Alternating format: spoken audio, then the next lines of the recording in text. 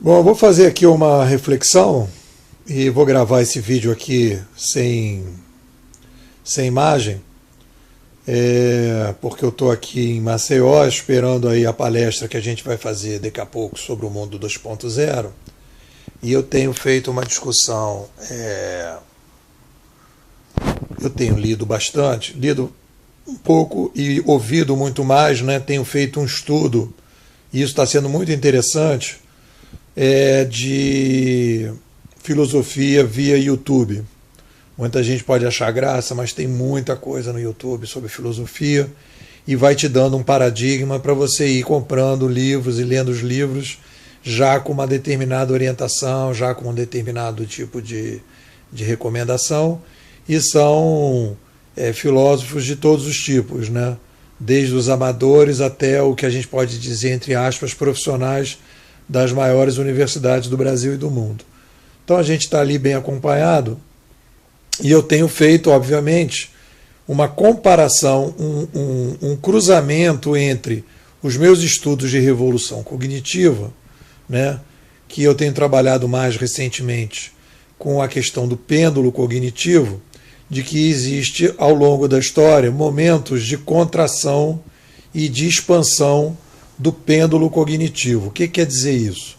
Que em determinados momentos da história você tem determinadas mídias que elas concentram as ideias, concentram a produção da verdade, concentram a tomada de decisões, e aí você tem um fluxo, né, de concentração com uma série de consequências objetivas e subjetivas.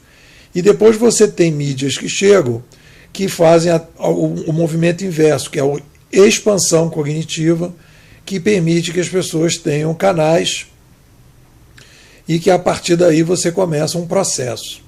Eu acho que a gente pode, a partir dessa visão, começar a pensar que a gente tem aí um elemento interessante para fazer a comparação da história da filosofia, né? Porque a filosofia ela é dividida em 3 momentos, né? Que a gente vai trabalhar, né? Que é a filosofia pré-grega, né? Em que você tem os mitos, né? Você tem basicamente um momento em que você não havia uma discussão filosófica. Depois você tem dos gregos até a chegada do papel impresso, uma filosofia, e aí é engraçado, né, que dos gregos você pode dizer, existem estudos, né, do pessoal da escola de Toronto, que é a chegada do alfabeto grego, e aí você tem uma expansão cognitiva, aí você tem então a filosofia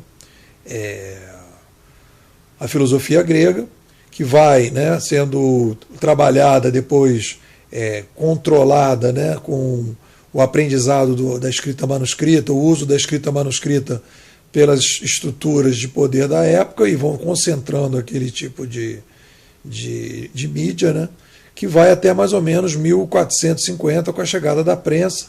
E aí você tem a filosofia moderna, né, em que você começa ali com Descartes, o Bacon e o Spinoza, e depois você tem todo um conjunto de filósofos que vão trabalhar, e depois você tem a pseudo-pós-modernidade, que já é a tentativa de compreensão desse novo mundo que a gente está entrando, né, que, na minha opinião, já antecede um pouco, né, já um pouco com a chegada do computador e da gente começar a pensar outros modelos de possibilidade. Então, o que é interessante quando a gente vai trabalhar esse contexto, a gente vai entender que, provavelmente, em termos de hipóteses, que todos os surtos filosóficos que aconteceram, né, você pode comparar e fazer uma comparação entre revoluções cognitivas / surtos filosóficos ou, né, revoluções filosóficas / pêndulos cognitivos de expansão. Então você vai dizer que num determinado momento na contração você tem um processo mítico, sofista, marqueteiro das verdades, né, que passam a ser veiculadas por uma determinada por uma determinada concentração daquelas ideias, e a verdade ela começa a ser produzida de baixa qualidade. E depois você tem um surto filosófico que vem tentar, e aí você, obviamente, com as decisões e uma verdade de baixa qualidade, as crises vão acontecer, porque a vida ela gera crises, né? As crises elas geram insatisfações, elas geram sofrimentos, e as pessoas começam a querer procurar alternativas, né? E aí você tem a necessidade, né, de que você possa pensar diferente, e aí você tem surtos filosóficos, né? Então você tem momentos de contração e a necessidade da expansão, e na expansão você tem os surtos filosóficos, e aí você teria esses três momentos, né?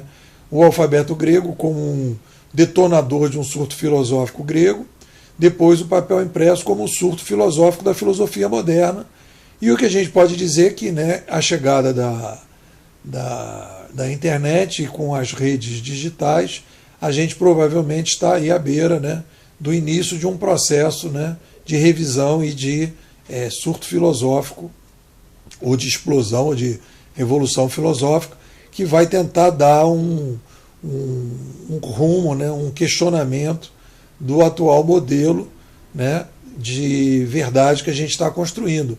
Então é interessante que a filosofia ela vem para resolver essas crises, e ela vem questionar a baixa qualidade de produção da verdade que a gente produz e a baixa tomada de decisões. Então a gente pode claramente ver ao longo da história da filosofia essa comparação entre surtos filosóficos e revoluções cognitivas, ou, né, contrações cognitivas e revoluções filosóficas.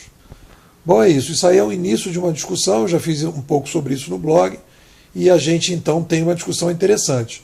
Para fechar, eu acho que a gente, se pudesse eleger os filósofos para a gente começar a discutir nesse momento agora, que seriam interessantes, nós estamos com três aí que são bem interessantes, que é o Descartes, o Bacon e o Spinoza, que são os primeiros filósofos que vêm questionar a escolástica, né? Que são os mais recentes. A gente poderia até falar, né, de Sócrates, Platão e Aristóteles, se você for mais atrás, mas eu acho que não precisa ir tão longe.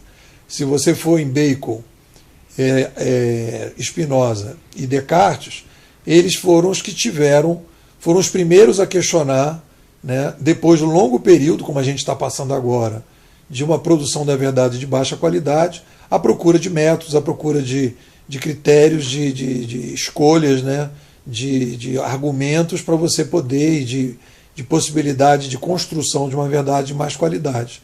Então eu acho que assim, o aprofundamento com esses três filósofos é mais ou menos o que a gente vai teoricamente viver agora, né, da necessidade de uma revisão da forma que a gente produz a verdade hoje, que ela está sendo produzida com a baixíssima qualidade em função da contração cognitiva que a gente tem a partir da Revolução Francesa, e com o domínio, né, dos meios de produção de verdades, né, com o controle da mídia impressa, e depois com a produção do rádio e televisão e o controle do rádio e televisão, a gente então estaria aí no neo-humanismo, e começando a ter aí como uma possibilidade de aparecer aí um novo Descartes, um novo Spinoza e um novo Bacon, que vão entrar numa discussão de uma revisão de métodos da forma que a gente produz verdades, que hoje ela é de muita baixa qualidade. É interessante isso, né? A gente pode aprofundar mais isso. Bom, é isso. Muito obrigado.